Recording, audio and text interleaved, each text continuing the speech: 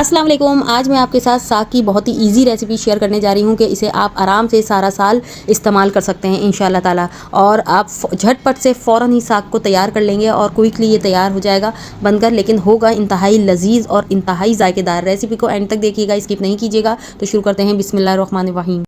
Recipe बस इतनी है कि आपने मुख्तलिफ़ किस्म के सागों को ले लेना है। जो साग आपको पसंद हो, सरसों का, बथुए का, मेथी का और पालक वगैरह लेकर आपने सिंपल उसको उबालना है, ग्राइंड करना है और उसको फ्रीज़ कर लेना है। इसमें किसी किस्म की कोई भी चीज़ नहीं डाली गई है, सिर्फ इसको सिंपली साफ़ करके धो के उबाल कर मैंने फ्रीज़ कर लिया है।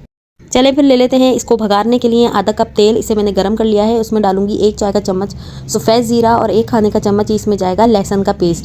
ये चीज़ें इसमें शामिल करने के बाद हम लहसुन पेस्ट को हल्का सा फ्राई करेंगे, बस आधे मिनट के लिए। और इसके बाद इसके अंदर शामिल करेंगे कुछ मसाले, जिसमें जाएगा तकरीबन 1/4 चाय का चम्मच हल्दी पाउडर, 1 चाय का चम्मच नमक, 1 चाय का चम्मच ही हम इसमें कुटी हुई लाल मिर्चें शामिल करेंगे और 2 अदद हरी मिर्चें भी इसके अंदर शामिल कर देंगे। तो यहाँ पर मैं बताती चलूँ, तकरीबन 3 कप पिसा हुआ साग मैं इस्तेमाल कर रही हूँ और इसके लिए मैं ये मसाला तैयार कर रही हूँ। इसके साथ ही इसके अंदर शामिल करूँगी 3 अदद दरमियानी साइज़ के टमाटर, जिसे बारीक कटिंग में मैंने स्लाइस कर लिया था और इसको भी हम मसाले में शामिल कर लेंगे। बारीक स्लाइस करेंगे तो आराम से इजीली ये घुल जाएंगे मसाले के अंदर। जब मसाला आपका भुन जाएगा तो और पानी खुश्क हो जाएगा, टमाटर डिज़ोल्व हो जाएंगे, तो इसके अंदर शामिल कर देंगे साग और ढक कर इसको पका लेंगे। तो आप देख सकते हैं साग हमारा भुन चुका है और पानी पूरा खुश्क हो चुका है और बड़े मज़े का ये साग बनकर तैयार होता है। सारा साल आप इस्तेमाल करें, सारा साल इस रेसिपी को यूज़ करें इंशाल्लाह ताला। आप जब चाहे साग निकालें, बनाएं, इजी रेसिपी है।